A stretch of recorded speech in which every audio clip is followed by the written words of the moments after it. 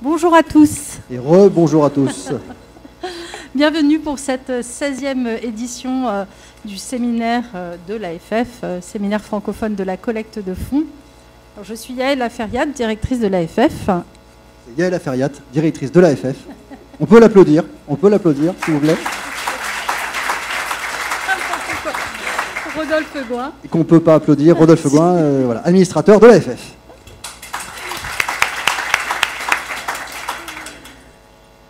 Alors on a décidé de vous proposer un programme autour de deux axes. Quand on a commencé avec notre comité de pilotage de la conférence à travailler sur ce programme, on s'est donné deux piliers. Le premier est un terme un peu à la mode, on va dire, c'est le chamboule-tout. Alors, cher Rodolphe. L'idée du chamboule-tout, c'est simplement que dans notre univers de fundraiser, dans notre univers de la philanthropie, de la générosité, on a quand même, depuis la fin de l'année dernière et le début de cette année, un certain nombre d'indicateurs qui, on va dire les choses gentiment, troublent nos habitudes. Je vais commencer par le niveau le plus général, peut-être, l'Europe. Est-ce qu'on aura plus d'Europe ou moins d'Europe demain? Alors on pourrait se dire, oui, mais moi, quand je collecte voilà, avec ma région, avec mon entourage, mon réseau, cette question ne se pose pas. En réalité, cette question peut se poser pour n'importe qui. La fiscalité européenne est une question qui se pose forcément. Les fondations au niveau européen est une question qui se pose. Or, on a le Brexit, et parallèlement, on a, en France en tout cas, un président de la République très europhile. Pour rester en France, on a évidemment aussi une classe politique qui est en plein chamboulement. Ça ne vous aura pas échappé.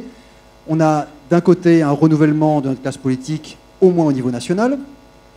On a en même temps un message sur l'ISF qui est un peu déconcertant parce qu'on ne sait toujours pas ce que l'ISF deviendra et comment nous ferons demain ou pas un argumentaire autour de la défiscalisation sur l'ISF. Et parallèlement, nous avons un président de la République qui a pris des positions relativement claires en disant qu'il n'y a pas assez de philanthropie en France, il faut développer la philanthropie en France. On a un Premier ministre qui, quand il était maire du Havre, a monté des opérations de mécénat auprès des PME locales pour refaire les cabanes sur la plage. On a évidemment la chance d'avoir, et je pense qu'on a la chance d'avoir Nicolas Hulot qui sera évidemment très attentif à nos causes et à nos besoins en termes de collecte pour l'intérêt général.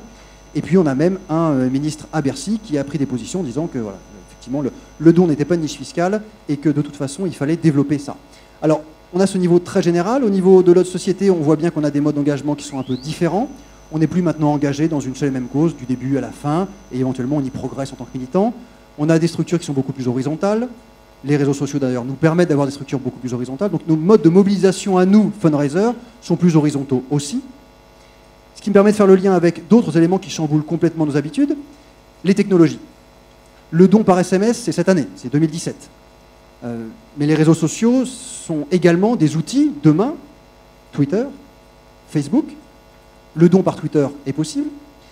Demain, mettre une borne et proposer aux gens de faire un don avec une carte bancaire sans contact, techniquement, c'est possible, ça existe déjà. Donc on a des technologies qui bousculent un peu. Est-ce que demain, on continuera à faire du papier, de l'envoi papier? Est-ce qu'on va faire de la relation face à face? Ou est-ce qu'on va tout faire par Skype et les réseaux sociaux? Ça, c'est pour le chamboule-tout. Alors, du côté du phare, on a la prétention, ou en tout cas l'envie d'être un peu comme votre phare dans la tempête. Parce qu'en même temps, vous devez suivre ce tempo du chamboule-tout. Et en même temps, il faut qu'on reste solide, ancré sur les fondamentaux. Alors, ne cédons pas au dégagisme ambiant. Les nouveaux outils ne supplanteront pas les anciens. Ils se conjugueront, et ils se conjuguent aujourd'hui déjà. Les technologies ne remplacent pas la relation humaine. Au contraire, elles en accroissent le besoin de réel, le besoin d'expérience, le besoin de confiance. On avait aussi voulu mettre un autre terme comme axe fondamental de notre programme, c'était la relation au donateur. Finalement, on s'est moins ancré dans cet axe-là, mais c'est un élément très important également qui sera au programme de ces 2 jours. Donc cette confiance, elle est primordiale. Et elle s'ancre aussi dans un respect, le respect de quelque chose qui est un peu comme, on va dire, les tables de la loi des fundraisers. C'est les fameuses visions, missions, valeurs. On les ressasse bien souvent dans nos formations, au cours de nos conférences. Et c'est important de garder ce phare que sont la vision, vers où vous voulez aller, d'être vraiment au clair sur vos missions et surtout ancré dans vos valeurs pour ne pas vous laisser disperser dans cette tempête d'outils et de nouveautés et de changements permanents et perpétuels auxquels vous devez vous adapter. Donc ne cédons pas au chant des sirènes de la technologie. La technologie et les outils sans stratégie et sans relations humaines ne peuvent suffire à mobiliser largement et durablement. C'est pourquoi nous avons intitulé la plénière qui aura lieu cet après-midi, c'est une plénière de prospective, nous l'avons intitulée « Des technologies et des hommes », pour qu'on sache toujours pondérer ces sujets. Et vous êtes les hommes et c'est vous qui manipulerez toutes ces technologies pour mobiliser vos donateurs toujours mieux et pour créer cet engagement dont parlait Rodolphe. Donc voilà un peu notre programme pour ces 2 jours et demi à passer ensemble. Et nous avons donc concocté quelque chose d'assez riche. Pour vous, vous serez plus de 600 réunis. Nous sommes, je crois qu'il y a des représentants de 10 pays parmi ces 600 professionnels réunis, plus de 130 intervenants, tous bénévoles. Je tiens à les remercier vivement et je vous demanderai de les applaudir, s'il vous plaît.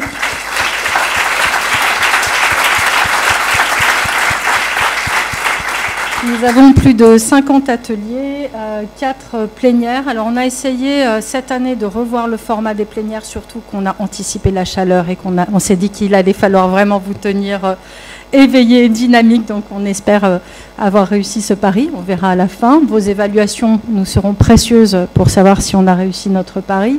Vous avez des formats divers et variés, speed fun dating, coaching, des apéro quiz, cocktails et une soirée qui sera donc cette année au 104. Ne cherchez pas une péniche qui s'appelle le 104.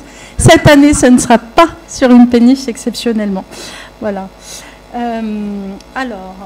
On avait juste avant une petite question. Alors, on va le faire en direct qu'avec vous. Désolé, Jean Monnet. Combien parmi vous sont pour la première fois au séminaire de juin de l'AFF? Waouh. Quand même. Impressionnant. Merci. Merci d'être là. là. Et combien, globalement, non pas parmi ceux qui sont là pour la première fois, mais combien, globalement, sont ou s'estiment complètement novices, débutants, arrivent dans le métier, voilà, ils viennent découvrir? On va voir, on a tous découvert à un moment. Bienvenue. Quelques-uns aussi. Bon, écoutez, donc, ces rappels, finalement, de nos missions, de nos valeurs, finalement, c'est toujours bon pour ceux qui sont là depuis longtemps, mais c'est bon pour ceux qui arrivent aussi. Alors, ce séminaire a été concocté par un éminent comité de pilotage dont je ne peux pas céder au plaisir de vous citer les membres. Évidemment, Vincent Baudin, Stéphanie Clément-Grandcourt, Virginie de Maupeou, Virginie Maujean, Alain Pierre, Jean-Marie Vieux, Roland Raymond, Mélanie Roy, Franck Sario et Catherine Silva. Et merci pour leur soutien, Muriel Gamblin, Benoît Muller et Carole Huchamp. Voilà, je voudrais qu'on les applaudisse aussi parce que c'est bénévolement, évidemment, qu'ils travaillent avec nous. Alors, je vous préviens, pour ceux qui sont nouveaux, à l'AFF, quand on commence, on est souvent sollicité pour prendre part à la vie de l'association et s'impliquer justement pour toutes ces activités-là. On ne pourrait pas concocter des programmes qui soient vraiment en phase avec vos réalités sans vous. Donc, n'hésitez pas, si vous avez envie de vous impliquer dans un prochain comité de pilotage, à venir nous le dire également. C'est aussi une forme d'engagement dans votre communauté professionnelle. Alors, on tient également à remercier nos partenaires, notre partenaire principal, Opening, nos partenaires or, Edisaid et Talk Fundraising. Nos partenaires argent, Eudonet et Innover, notre partenaire principal, Adresse Compagnie. Un petit souci. Partenaire Apéro Quiz, Adresse Compagnie. Ah, on le dira après. Oui. Notre partenaire Convivialité, Eloasso, et nos partenaires Thé à la menthe, ADM Value. Nos partenaires bronze, Affinitas, Brackley, Care2, Common Sense, Connexence, ECD, EuroTVS, EY, Factari, Faircom, Fidelis, Macasi, Maxima, mesopinions.com, More Partnership, Octos, ONG Conseil, PN Manager, Publicis Technologies, Social Blue et Your Voice. J'en profite pour vous dire que Your Voice est notre seul partenaire sur les RH et qu'ils organiseront des consultations RH. Vous pouvez, si vous vous interrogez sur votre parcours professionnel, vous inscrire à l'accueil pour pouvoir bénéficier de ces moments de rencontres un peu privilégiés. Et puis évidemment nos partenaires médias, Care News Group et Juris Association et One Heart. Et enfin nos partenaires institutionnels, Webasso et Yes. Alors, nous allons passer à l'étape du grand témoin. Nous sommes très, très heureux et puis très fiers, sincèrement, de pouvoir accueillir cette année Claire Hédon, que j'invite à prendre place à côté de Yael Aferia. Vous êtes présidente d'ATD Quart Monde, vous êtes engagée dans cette association depuis 25 ans, bravo pour cette fidélité. Et puis vous êtes également journaliste, vous êtes rédactrice en chef de l'émission Priorité Santé sur RFI et auteur d'un certain nombre d'ouvrages, notamment sur la mauvaise bouffe en 2000, si je me souviens bien, sur le sida aujourd'hui en 2008, et puis plus récemment la vérité sur nos et vos médicaments. Et puis enfin, vous avez pris une part active dans l'appel des solidarités. Je crois qu'on va en reparler. C'est un sujet qui est important pour nous. Et évidemment, la nomination de Nicolas Hulot en fait un vrai sujet d'actualité pour nous tous. Voilà, je vous remercie encore d'avoir accepté de participer. Et je vous laisse entre les mains de la bienveillante Yael. Bonjour. Merci à vous d'avoir accepté notre invitation. Donc, au tout départ, en fait, on vous a invité... aussi pour vos actions dont vous pourrez nous parler plus largement sur ATD Quart Monde, mais aussi, comme le disait Rodolphe, pour votre part active dans l'appel des solidarités. Je ne sais pas si tout le monde a vraiment eu conscience de ce qui s'est passé autour de cette mobilisation. Il y a eu plus de 150 organisations qui se sont mobilisées. Cet appel des solidarités, donc effectivement, c'est plus de 140 associations qui se sont réunies. Et ce qui est très intéressant, c'est que pour la première fois, des associations de lutte contre la pauvreté se sont associées à des associations de protection de l'environnement. Les associations de lutte contre la pauvreté, en fait, on est habitués déjà à travailler ensemble. On a plusieurs réseaux, dont le réseau Alerte, qui réunit une quarantaine d'associations. Là, c'était intéressant qu'on se mobilise avec des associations de protection de l'environnement. Nous, en tout cas, pour ce qui est du mouvement ATD Quart Monde, on était très conscients de ce lien entre protection de l'environnement et lutte contre la pauvreté. Je vais vous donner un exemple. Tout le monde est d'accord pour dire que l'impact du réchauffement climatique est plus important sur les populations les plus pauvres. Ça, tout le monde est d'accord là-dessus. Ce sur quoi on n'est pas forcément tous d'accord, c'est que les politiques à la fois de lutte contre le réchauffement climatique ou en tout cas de mise en place des conséquences de ce réchauffement climatique, en fait, se retournent contre les plus pauvres. Deux exemples. À la Nouvelle-Orléans, après l'ouragan, qu'est-ce qui s'est passé? Les populations les plus pauvres qui étaient au centre de la Nouvelle-Orléans n'ont retrouvé aucun logement dans la ville de Nouvelle-Orléans. Ils ont vraiment été exclus, et évidemment que c'est volontaire. C'est-à-dire, on n'est pas naïf sur qu'est-ce qui peut se jouer. Il n'y a plus aucun logement social à l'intérieur, et du coup, les plus pauvres se sont retrouvés à l'extérieur. On a un exemple équivalent aux Philippines, à Manille. Le mouvement ATD Quart Monde travaille avec deux groupes de familles, des familles qui vivent dans un cimetière et d'autres qui vivent sous un pont. Au moment d'un typhon, la mairie de Manille décide de reloger ces familles, et elles sont relogées en fait à 50 km du centre-ville, avec des logements qui sont bien, mais finalement pas d'école à proximité, pas de travail, pas de moyens de transport. Et donc qu'est-ce qui s'est passé? Les familles sont revenues vivre sous les ponts. Et ça, on le voit bien. Et là, on pourrait dire, bon, ok, je vous ai donné des exemples hors France, on pourrait retrouver exactement les mêmes exemples chez nous. Donc, on a très vite pris conscience, en tout cas, nous, Mouvement ATD Quart Monde, qu'il fallait s'associer avec des associations de protection de l'environnement. Et quand la Fondation Hulot, quand Nicolas Hulot nous a contactés en nous disant « Mais est-ce que vous auriez envie, est-ce que vous rejoindriez un appel des solidarités ?» On s'est dit « C'est une excellente idée. » Donc, pour ces raisons-là, et puis je dirais aussi, parce que, soyons très honnêtes, en fait, Nicolas Hulot, il est très connu dans le grand public, il arrive à fédérer, il a réussi d'ailleurs à fédérer ces 140 associations. On en est à 200 000 signatures. Hein. Vous pouvez répondre présent et aller sur Appel des solidarités et signer. Vous êtes les bienvenus pour rejoindre. Donc 200 000 signatures. Nous, on trouve que c'est pas mal. Nicolas Hulot, il est plutôt habitué à plus. Et nous, on a quand même le sentiment, et là je m'adresse à des gens qui travaillent justement sur tout ce qui est collecte de fonds, que c'est plus facile aujourd'hui de mobiliser le grand public sur les questions de protection de l'environnement que sur les questions de lutte contre la pauvreté. Alors venons-en justement aux questions de lutte contre la pauvreté et en particulier aux missions d'ATD Quart Monde qui finalement est relativement peu connue de nous, alors que c'est une organisation qui a une culture très forte et un ancrage terrain très fort. Est-ce que vous pourriez nous parler de vos missions? Je suis d'accord avec vous que notre action, en fait, elle est mal connue. On est un mouvement international, on est présent dans une trentaine de pays, un mouvement qui est né il y a 60 ans dans un bidonville de Noisy-le-Grand et qui a comme grande particularité d'avoir été créé par quelqu'un issu de la très grande pauvreté. Notre objectif, clairement, on est ambitieux, c'est d'éradiquer la misère. Et on part d'un premier constat, c'est que les plus pauvres n'ont pas accès aux mêmes droits que les autres. Si on parle du droit au logement, du droit au travail, du droit à la santé, du droit à l'éducation, la réalité des plus pauvres, c'est des difficultés d'accès à ces droits-là.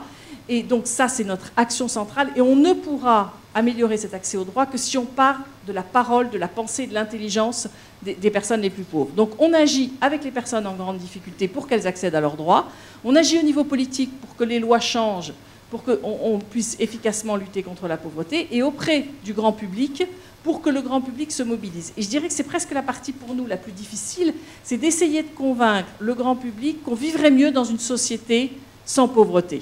Et on sent plutôt un raidissement de la société, et vous l'avez tous vu ces derniers temps, sur toutes les questions des idées fausses sur les pauvres et la pauvreté, la question de la fraude, la question du profit du système. On sent bien qu'il y a plein d'idées comme ça qui circulent et qu'on a du mal à convaincre la société.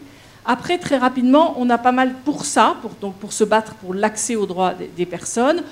C'est quand même ce mouvement, par exemple, qui a obtenu le RMI à l'époque, qui est devenu le RSA. On s'est battu pour ça. La CMU, la couverture maladie universelle, la loi DALLO, la loi contre les exclusions en 98, plus récemment, la loi d'expérimentation territoire zéro chômeur, et puis la reconnaissance d'un 21e critère de discrimination.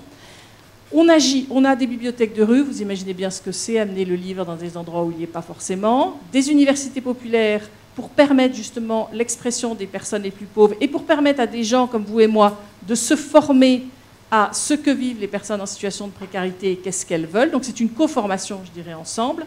Et puis quelques projets pilotes, pas mal de choses dans l'éducation, parce que l'échec scolaire, 100 000 jeunes qui sortent sans aucune qualification du système scolaire, c'est un vrai problème. Un centre d'hébergement qui est un centre de promotion familiale à Noisy-le-Grand dans lequel on accueille une trentaine de familles. Et l'idée, c'est de remontrer quelles sont les conditions du retour au logement, entre autres la question de la durée. Il faut 2 ans, 3 ans, 4 ans aux familles. Elles sont accompagnées dans leur globalité, entre autres avec des pivots culturels pour les jeunes et pour les enfants, un accompagnement de la toute petite enfance avec des ateliers Montessori, et puis une entreprise d'insertion, une entreprise solidaire qui était à eux travailler et apprendre ensemble. Voilà en gros les actions qu'on mène. Rodolphe évoquait tout à l'heure le changement de perception et de modalité d'engagement des citoyens aujourd'hui. On sent qu'il y a une forme d'horizontalité plus grande. Quel impact est-ce que ça a au sein de votre mouvement en termes de mobilisation de vos réseaux? Alors nous, l'horizontalité, on la pratique depuis très longtemps. Il n'y a pas beaucoup de chefs chez nous. Parce que de temps en temps, on n'est pas très simple. Et ce n'est pas du tout une présidente, par exemple, qui décide de tout. On est beaucoup dans des processus de décision collective.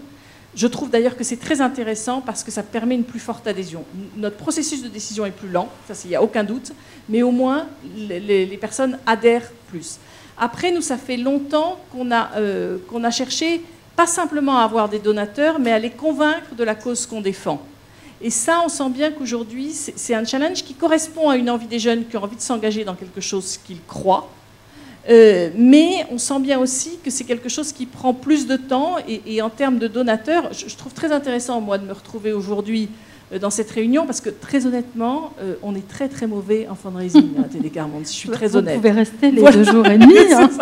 On n'est vraiment pas bon. Alors, je ne sais pas si vous voulez qu'on attaque cette question-là. Tout à fait. Pour plusieurs raisons. D'abord, en fait, on ne dépense en collecte de fonds, l'argent qu'on dépense pour collecter des fonds est de 2,9% de notre budget. Ça vous donne une petite idée. On en a pendant longtemps été très fiers. Mais je pense quand même que ça pose aussi un problème en termes de collecte de fonds. C'est-à-dire, il y a un mélange des deux. C'est très bien de ne pas dépenser trop d'argent, mais quand même, il y a un moment, il faut peut-être en dépenser plus. On a un fichier d'amis dans le mouvement de 130 000 personnes qui nous sont proches, mais tous ne sont pas forcément des donateurs. Donc on a un premier challenge, c'est de transformer ce fichier en donateurs et en donateurs réguliers. Et ça, c'est pas toujours simple. Après, on a un autre problème. Excusez-moi, ce sont des gens qui sont avant tout des militants, qui Alors, se définissent comment? Non, pas forcément comme militants, mais quand même sous une forme de proximité du mouvement, d'accord avec nos idées. Et en fait, nous, pendant longtemps, on a pensé que les gens, ils pouvaient donner, en gros, s'ils étaient d'accord avec nous. Et parce qu'on a envie, depuis le début, on trouve que, certes, l'argent, c'est le nerf de la guerre, mais l'argent, c'est pas tout. Ce qu'on veut, c'est convaincre. Donc pour nous, c'est la partie la plus importante. Mais on sent bien que du coup, on pêche sur le côté collecte de fonds. Après, on est, j'imagine, comme beaucoup des associations, un public donateur vieillissant, franchement très vieillissant. Et ça, c'est un enjeu pour nous, à la fois de renouveler ce fichier, de le rajeunir, de permettre aux personnes de donner régulièrement. Vous avez évoqué la question de l'ISF, en fait, c'est une vraie inquiétude pour nous, parce qu'on n'est pas du tout sûr que les gens vont donner l'équivalent. Je pense que ça ne va pas être le cas, donc on risque tous d'avoir des baisses de ressources. Et puis alors après, on a des exigences éthiques, donc on a toute une partie aussi donation des entreprises. Tout ce qui est philanthropie, on commence à le développer, mais ce n'est pas encore très développé. Et puis toute la partie fondation d'entreprise. Et là, en fait, on a de grosses exigences éthiques, c'est-à-dire qu'on trouve que on ne peut pas accepter que les entreprises se donnent bonne conscience, c'est-à-dire d'un côté polluent la planète, appauvrissent la planète, et de l'autre viennent gentiment nous donner un peu d'argent. Donc s'ils ne partagent pas nos valeurs, on n'accepte pas, et on a récemment refusé, de la part d'une banque par exemple, un don parce que ça ne correspondait pas à nos règles éthiques. Alors ça aussi, c'est quelque chose, vous imaginez bien, qui enchaîne de grandes discussions au sein du mouvement ATD Quart Monde entre les puristes et puis entre ceux pragmatiques qui disent mais il va bien falloir faire rentrer de l'argent dans les caisses. Alors vous êtes un peu pragmatique quand même, puisque vous disiez vous-même tout à l'heure que vous vous sentiez parfois à l'étroit dans ce cadre éthique. C'est parfois à la fois, moi je trouve que c'est très intéressant qu'il y ait ce cadre éthique, parce que c'est vrai que je suis d'accord que ça m'agace beaucoup les entreprises qui se donnent bonne conscience. On pourrait faire le parallèle, donc on vous a dit que j'étais journaliste à RFI où je fais une émission quotidienne sur la santé. Moi je suis par exemple exaspérée par les fondations de l'industrie pharmaceutique qui donnent quelques médicaments en Afrique alors que le véritable problème est le prix du médicament. Donc je trouve qu'on a une règle éthique qui dise on ne veut pas que les entreprises se donnent bonne conscience pour pas cher, mais après on a aussi envie, je pense que tout le monde peut changer, donc on peut faire évoluer les mentalités. Et c'est aussi une partie de notre boulot, mais du coup on se donne énormément de mal dans les rencontres, même avec des fondations d'entreprises, pour leur expliquer ce qu'on fait. Mais tout ça pour vous dire qu'on a tout à fait conscience de l'importance là-dessus des réseaux sociaux et d'une nouvelle façon de donner. Ça nous paraît aussi important de le développer. On commence à le faire, mais voilà, on est comme beaucoup, on a une grosse marge de progression. Et puis, alors vous avez bien compris ce que je vous ai expliqué sur ce qu'est le mouvement ATD Quart Monde. Je pense que c'est plus compliqué d'expliquer ce qu'on fait en quelques mots, de faire des campagnes d'affichage ou des campagnes radio ou télé sur 20 à 30 secondes, avec ce que je viens de vous expliquer sur ce qu'on fait, qui est de faire changer les lois, les mentalités, d'aboutir à une politique globale de lutte contre la pauvreté. C'est plus compliqué que d'expliquer qu'on veut juste récolter de l'argent pour nourrir ou pour distribuer des... Alors, on a bien compris que vous n'étiez pas une experte en fundraising, mais... lorsqu'on a préparé ensemble, on a évoqué quelques messages clés que vous souhaitiez quand même faire passer à ces professionnels et qui sont assez en adéquation finalement avec une partie de ce qu'on disait précédemment avec Rodolphe. Donc sans vouloir donner de leçons. Ah oui, alors surtout pas. Parce que je pense que effectivement, comme vous dites, je ferais mieux d'assister à toute la conférence pour essayer d'en apprendre un peu plus. Moi, je pense que ce que j'ai évoqué là, les questions éthiques, ça me paraît très très important de réfléchir. Je ne pense pas qu'il y ait une solution toute prête et je ne pense pas qu'il y ait une vérité là-dessus. Je pense qu'il y en a plusieurs, je pense que ça dépend des circonstances et des moments. Mais je pense qu'on a tous intérêt à se poser ces questions-là, à se dire, mais finalement, qu'est-ce qu'on peut accepter, qu'est-ce qu'on ne peut pas accepter comme moyen financier. Je ne sais pas si c'est chez vous des questions qui se posent souvent, mais Mais je sais qu'il y a plein d'organismes qui se les posent. Enfin, Oui. si je vous partage ça, c'est que évidemment qu'on discute avec d'autres associations sur les mêmes secteurs que nous, sur quelles sont leurs préoccupations en termes de donateurs. Donc moi, je pense que ça c'est la première chose. La deuxième, je pense que nous, associations, on a besoin d'être aidés sur, je dirais, enfin en tout cas nous à Télécarmonde par exemple, sur une simplification de notre message. Et je pense aussi que de notre côté, il faut qu'on accepte de le simplifier. On a toujours peur que ce soit déformé. Et je pense qu'il faut accepter qu'on ne peut pas tout dire dans un message et que donc on portera une partie de notre action et pas l'ensemble. Et je pense là-dessus qu'on a besoin d'être aidé par des communicants, par des spécialistes de la collecte de fonds pour savoir comment faire. Pour travailler votre argumentaire. On a des sessions. Voilà, exactement. Et alors, le dernier point, par exemple, on est confronté, voilà, sur ces questions de collecte de fonds à quelque chose de très concret pour l'instant. On organise un grand événement 14-15 octobre, place de la République, puisque cette année, pour nous, c'est les 60 ans des débuts du mouvement Télécarmonde, c'est les 100 ans de la naissance de notre fondateur et les 30 ans de la Journée mondiale du refus de la misère. Et donc, on organise un grand rassemblement, un village des initiatives pour une société autrement. Et par exemple, là, on est exactement dans le contexte que je vous évoquais tout à l'heure. On a envie que les gens nous rejoignent par rapport à nos idées, par rapport à ce qu'on défend. Et donc, dans un premier temps, on s'est dit, ah non, la collecte de fonds, elle est séparée de cet événement. Pour nous, d'abord, on veut convaincre. Et en fait, petit à petit, on est en train de se dire qu'on raisonne probablement complètement de travers et qu'il faut faire les deux à la fois. Mais c'était pour vous dire le tiraillement dans lequel on est en permanence. Nous, ce qu'on a envie, c'est que les gens nous rejoignent dans nos idées et dans des politiques globales de lutte contre la pauvreté. Et la question de la collecte de fonds, finalement, on la met à part. Et peut-être que de temps en temps, il faudra accepter de la mettre ensemble. Et d'accepter que donner peut être une façon de vous rejoindre. Exactement. C'est une des modalités absolument. d'action. Un grand merci. Claire, merci à vous. Merci. Et surtout, bon courage. Et n'hésitez pas à signer l'appel des solidarités, parce que donc on est effectivement très content que Nicolas Hulot soit entré au gouvernement. Très heureux qu'il ait accepté, parce que je pense que ce n'était pas évident, et qu'il faut arrêter de dire ce qu'il faut faire et de temps en temps se cogner de faire, et c'est ce qu'il est en train de faire. C'est une bonne idée. Le meilleur. Bonne chance. Merci à vous. Alors, merci à tous, merci beaucoup.